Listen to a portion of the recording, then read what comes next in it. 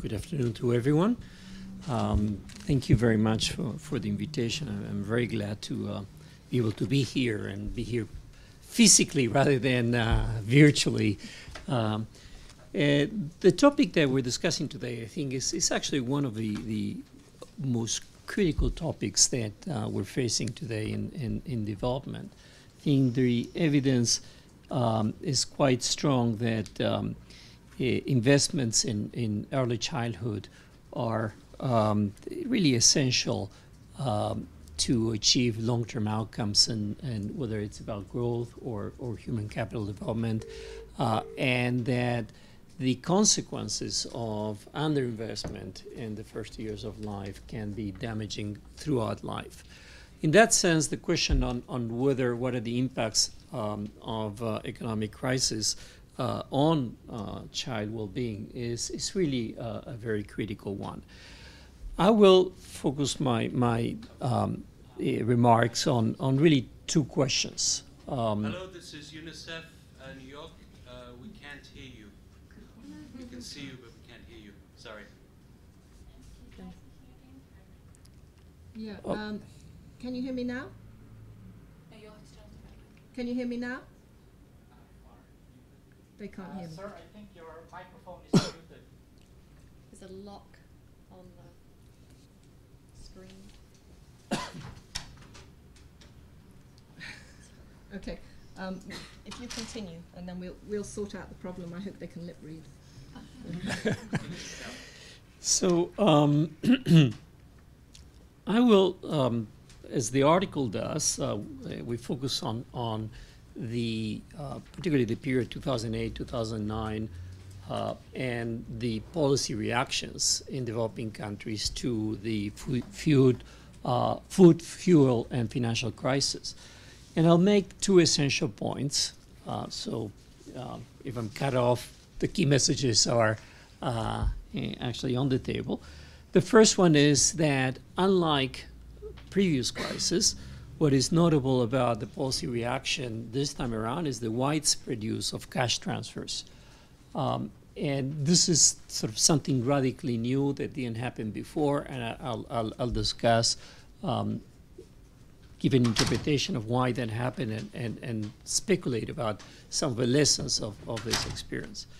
And the second point is to argue that cash transfers are a necessary part of the policy response to address the consequences on child well-being, but they're not sufficient.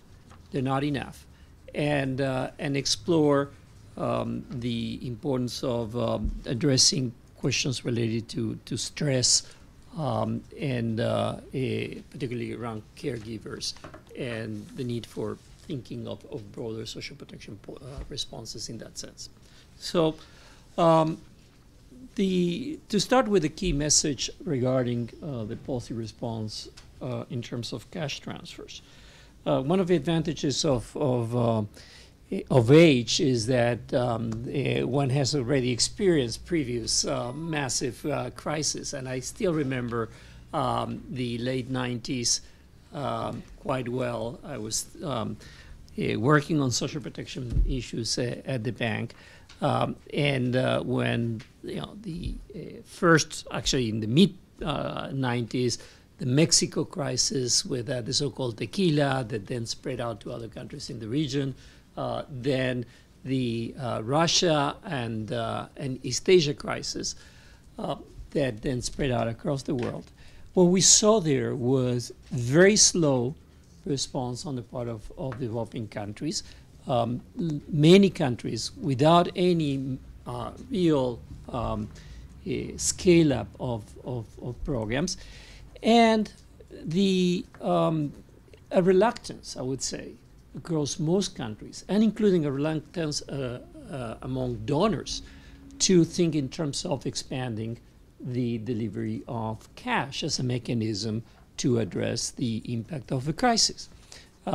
Even, just more as an anecdote, from an anecdotal point of view, it was quite hard, even within the bank, to convince our country managers that expanding cash was, or providing cash, conditional or unconditional, was an acceptable means of providing a safety net in times of crisis. That radically changed. What we discussed in the article is not a comprehensive review of everything that happened across the world, but we do have, you can see in the article, a table with a sort of a range of experiences that are actually quite a radical departure from the past. We do see a mix of responses. What we see is countries that already had relatively large transfers programs. So, for example, take the case of Mexico or Brazil, which then decided to make some changes to the program in order to use them as a crisis response mechanism. For example, by increasing the transfer payment or by changing the eligibility criteria in order to allow more people into the program. We do see countries also that had small pilot programs that then in the context of a crisis, they decided to go ahead and expand quite rapidly. A good example is the Philippines, where the so-called 4-piece program was covering just a few thousand households and was expanded over the course of the crisis to being really a major safety net program. And then countries that actually did start almost from scratch by reviving programs that had been closed down. There's the case of Indonesia, or starting new programs. So there is a range of experiences. In this exercise, we did find, I should mention, lack of in-depth analysis about the sort of implementation challenges for these various modalities. And I think this is an open challenge for all of us. But there's a number of things that are important. The first one is the well-known argument that having systems in place makes the expansion easier. Now, whether this is quite often, we ask ourselves, what do we mean by having systems in place? And I would say there's some basic questions like having a targeting mechanism to identify beneficiaries, having in place payment systems so that the cash can actually reach to the intended beneficiaries. Is it muted? Thank you. And particularly as the programs grow in size, there's a range of management and accountability challenges that are extremely important. I mentioned earlier the Philippines, and there were deep concerns there as to what would happen from when they moved from a tiny pilot program to a massive national scale program. And thus there was quite a bit of investment in monitoring and evaluation to really ensure the accountability for the results. Now, one of the key questions that people ask is this tension between the role of conditionalities. Now, the logic for this is well known, the idea being that if you worry about investments in human capital, the income effect that comes from the pure cash transfer may not be enough for that purpose, and so you condition the transfer to actually the use of health and educational services. There's a broader discussion on the role of conditions in good times or in normal times. The question of whether the crisis is a good time to actually start implementing conditions or not, it remains somewhat more obscure in my mind. The the reality is that some of the countries that did expand focused on particularly not in Africa, focused on conditional cash transfers, and had to make some important investments, including on the supply side. Which brings up the whole question of the complexity of the response if you worry about human capital development and not just about compensating the income loss. Now, moving to my second point, I know I have only a couple of minutes.